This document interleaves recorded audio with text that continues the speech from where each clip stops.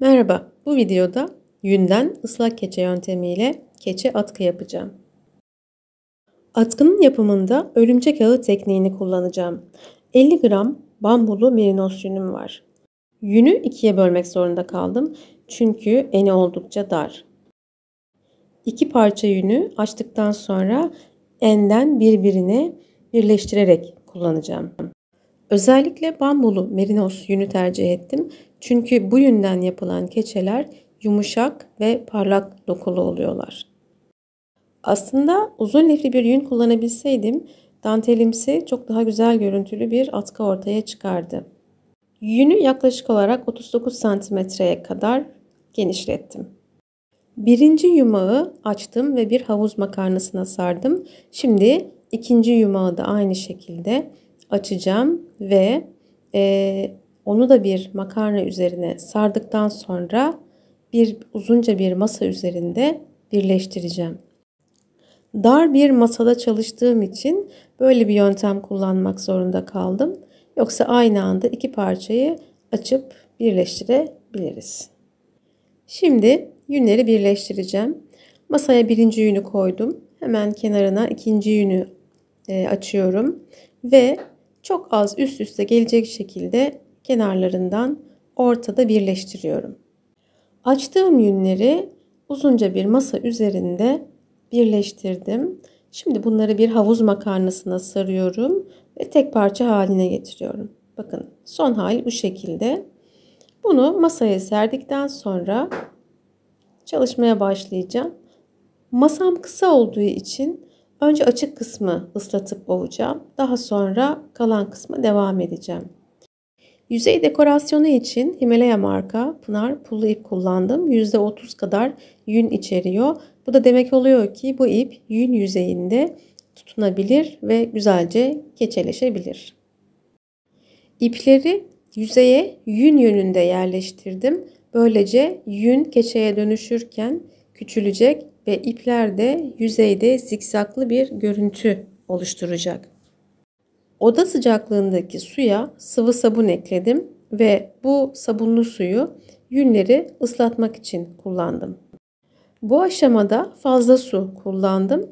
Çünkü yünlerin tamamen ıslandığından emin olmak istiyorum. Daha sonra bir havluyla fazla suyu çektirerek aldım. Örümcek ağı ıslak keçe tekniği çalışması çok zevkli bir teknik. Ancak beni en çok zorlayan şey çalıştığım yüzeyin dar ve kısa olmasıydı. Yine de imkanları zorlayarak bu atkıyı yapabildiğime şükrediyorum. Kenarları kabaca düzelttikten sonra zımpara makinesi aşamasına geçtim. Dalgınlıkla doğrudan zımpara makinesini ıslak yüzeye koydum. Sakın bunu yapmayın. Ben daha sonra zemine bir naylon sererek üzerinden zımpara makinesiyle titreşim uyguladım. Zımpara makinesini lütfen doğrudan ıslak zeminde, aşırı sulu zeminde kullanmayın arkadaşlar. Her iki uçtan da yuvarlamak gerekiyor. O yüzden ben ruloyu açtım ve diğer taraftan tekrar rulo yaparak yuvarlamaya devam ettim.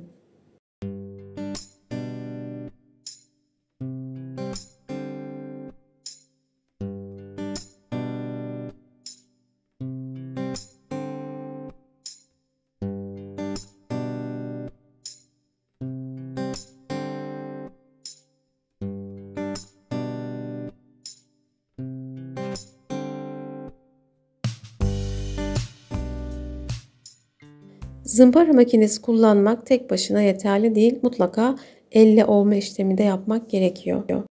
Yün henüz tam olarak keçeleşmediği için çok narin. Masadan kaldırırken mutlaka çok iyi kurulanmış olması gerekiyor. Yoksa yırtılmalar, delinmeler olabilir.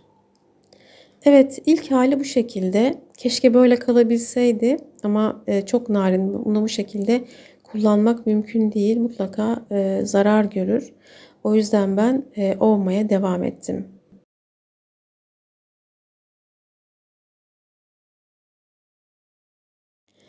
Burada gördüğüm büyük delikler, çok uzun yırtıklar hiç hoşuma gitmedi.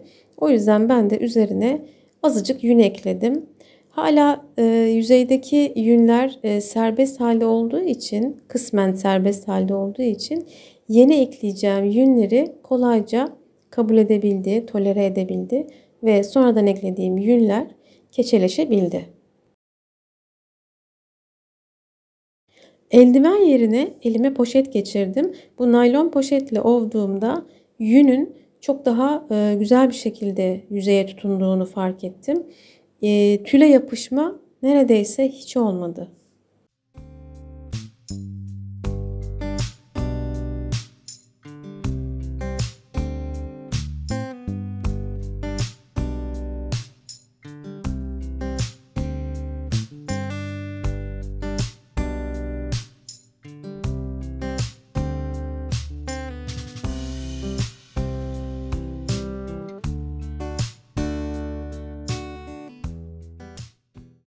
Atkıyı ılık suda kısmen duruladım. Biraz da ısıttım. Böylece keçeleşme biraz daha hızlı olacak.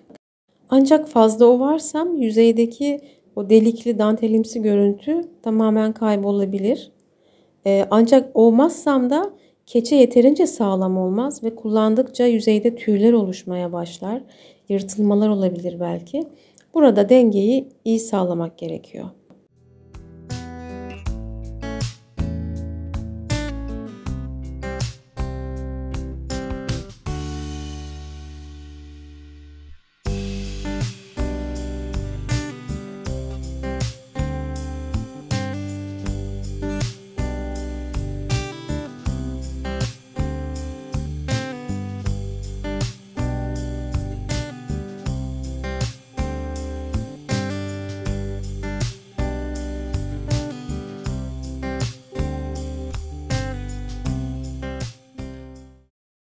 Ovduğum ve ovmadığım yerin farkını göstereceğim size.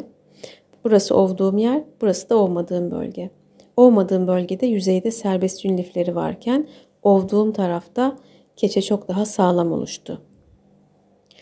Şimdi atkıyı tamamen duruladım, sabunundan arındırdım ve burada size küçük bir şey göstermek istiyorum. Bir blogda ya da bir videoda gördüm sanırım. Keçeyi son aşamada saç kremiyle suda bekletme. Evet, saç kremi uygulamak. Keçeye çok daha yumuşak ve kadifemsi, pürüzsüz bir doku kazandırıyor. Burada fazla kullanmamak lazım saç kremini çünkü arındırmak çok zor olabilir. Oda sıcaklığındaki suda bekletiyorum ve duruluyorum.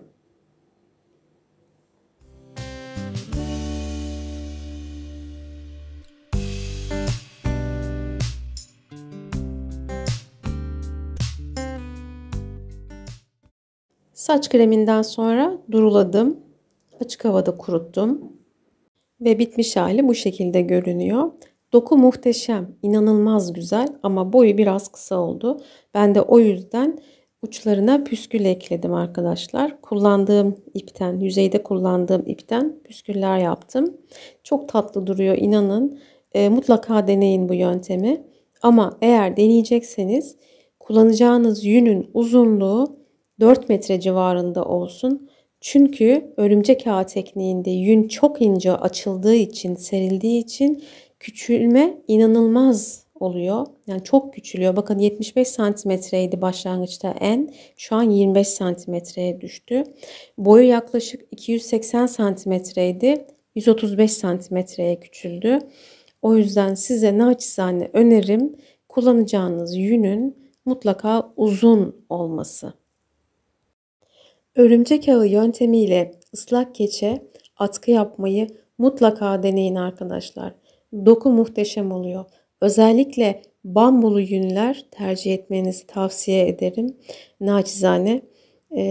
Dokusu muhteşem yumuşak. Saç kremi püf noktası daha da yumuşak yapıyor atkıyı. İnanılmaz güzel duruyor. Mutlaka deneyin. Başka videolarda görüşmek üzere. Sevgiler, selamlar.